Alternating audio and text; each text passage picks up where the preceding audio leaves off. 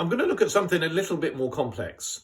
Now, you might question whether this truly is a lot more difficult than the first example I gave in the previous video, but I just want to emphasize a point on what you can do to make life really easy for yourself if you find that things are getting a bit difficult.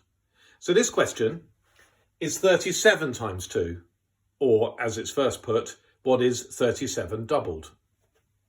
So I'm going to start with 37 at the top of my cherry diagram, and if you recall, I'm going to split this 37 into two easier numbers, which I can then double.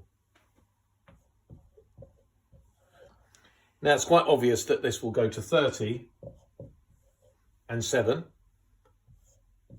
I'm then going to double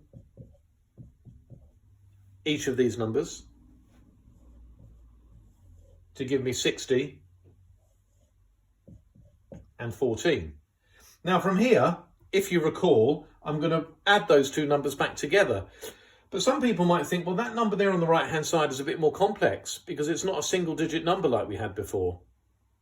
Even though it's quite straightforward to add 60 and 14, just in case there was a more complex situation, what you can do is you can split that 14 up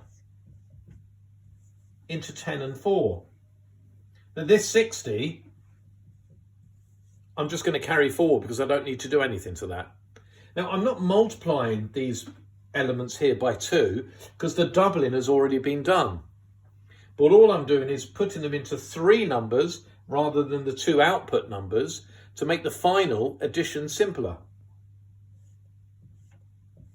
So now I've got 60 plus 10 is 70 plus 4 is 74. And that's the answer to 37 times 2, or 37 doubled.